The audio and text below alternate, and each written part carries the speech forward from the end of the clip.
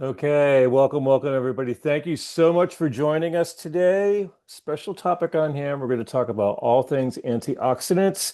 And if we haven't met, my name is Ed Dailey. I'm the Director of Product Education for Young Living. And this is a module which I recently put together, and I really absolutely love this. So let's dive right into our topic of the day, and we'll get started. Okay. And the title of this is The Antioxidant Revolution and Mastering the Keys to Longevity and Vitality, I think, too, as well. And recently, on my trip to Perth to support the Bloom event there, Dr. Lazarus gave an excellent presentation on longevity and the 12 hallmarks, which I'm really looking into for some further education for all of us in Young Living. All right, we have to talk about oxidation, and this is a chemical reaction that occurs in the presence of oxygen. Humans are one of only a few species able to do that.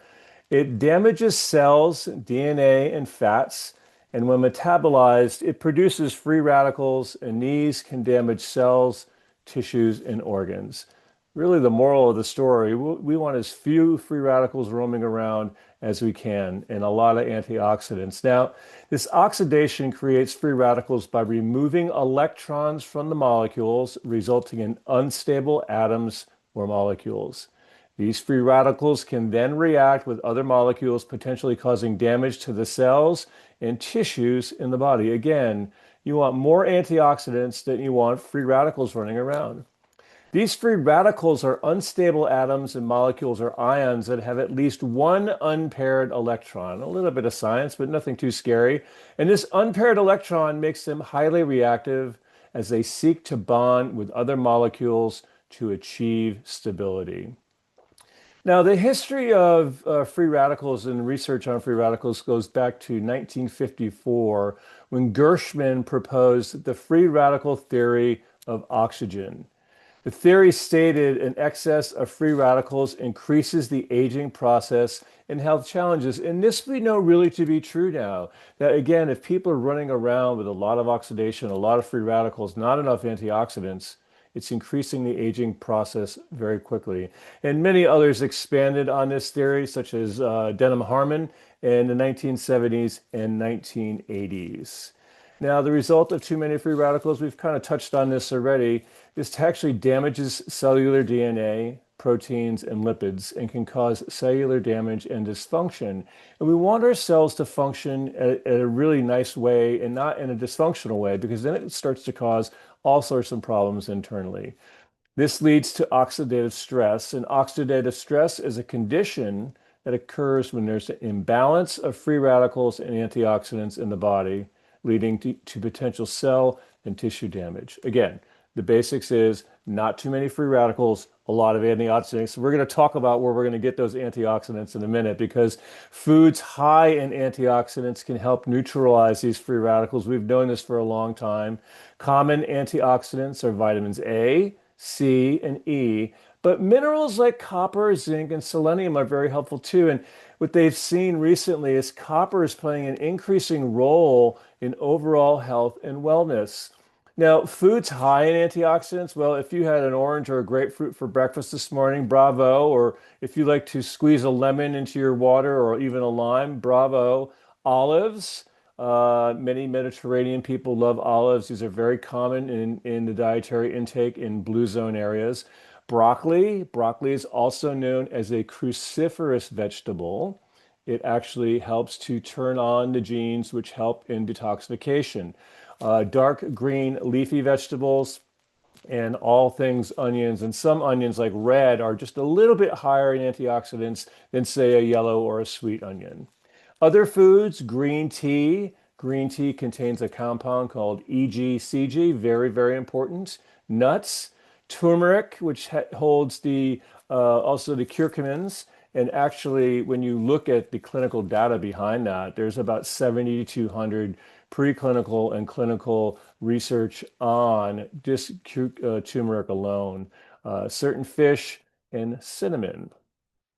So there's some lifestyle changes we can embrace to moderate all these free radicals that want to roam around in our body and increase natural antioxidant levels. Number one, be aware of harsh and harmful chemicals and pesticides. Again, I'm always encouraging people even to, eat as many organic foods and fruits and vegetables. A friend of mine, even yesterday, lives right down the road. He's got a huge garden. He stopped by with an abundance of vegetables for me. And I know he's doing it all organic, but I still washed all those and cleaned them off because you never know what is in the environment. But this is something to be very, very aware of. The other thing is getting a lot and adequate sleep, and it can affect your brain function when you don't get enough sleep. It can affect your hormone function. And we touched on this at the Bloom event where we talked about when you don't get adequate sleep, it increases the hormone ghrelin, which is the hungry hormone, and decreases the hormone leptin, which is the full hormone.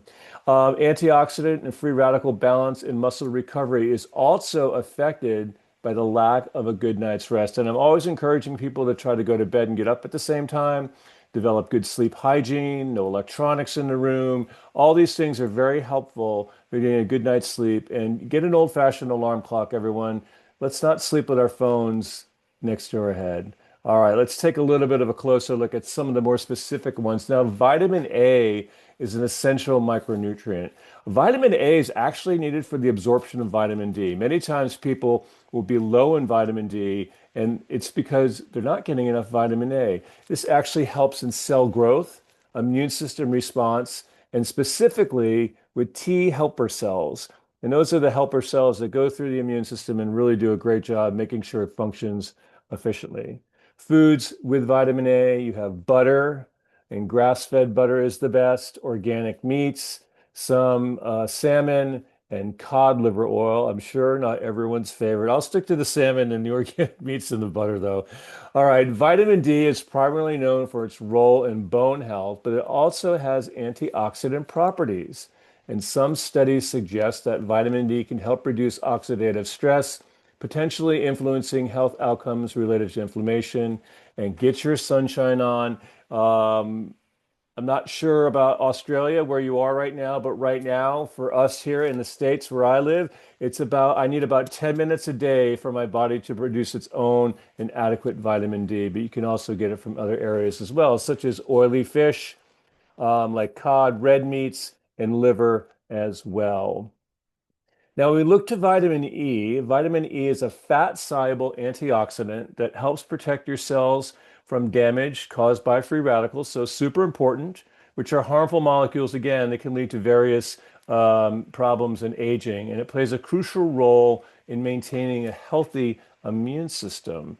Our immune system is very, very important, as you all know, and keeping it up to snuff is really super important as well. Now, if you're looking for foods high in vitamin E, some pumpkin, almonds. I go everywhere with almonds. I like to snack, but I like to eat healthy snacks, and almonds are a great source. Red bell peppers and sunflower seeds also, but you just got to work so hard for sunflower seeds, I feel. Vitamin C is our next one up, and it's the most well known, but it really is really effective at fighting oxidative stress and induced cellular damage. So all your citruses, all the things that you loved, grapefruits, orange, tangerines, whatever it is, lemons, limes, tangelos, get as much of those as you can on a regular basis, and you're really doing yourself justice when you do that. Now, oranges are really high. Brussels sprouts are really high too, and they're another cruciferous vegetable. So again, broccoli, cauliflower, Brussels sprouts, when you eat them, they're actually turning on your genetic expression to run through the detoxification pathways in your body. Potatoes and strawberries, be very careful of strawberries. They are part of the dirty dozen, and they can be high in pesticides. So please, please, please make sure you're cleaning those off before eating them as well. Now, vitamin K is an antioxidant, has antioxidant properties and protects cellular membranes from damage due to the availability of excess of free radicals. So it's also important in the blood clotting process as well. So foods high in vitamin K, you've got blueberries, also a superfood for the cardiovascular system, lettuces, spinach, and broccoli again. So broccoli's on two of the antioxidant lists right here already, which is awesome. All right, everyone, get your antioxidants, take care of those free radicals, and thank you so much for joining us today. It's an honor to be part of the education for Team Australia. I look forward to seeing you next time. Have a great rest of your day.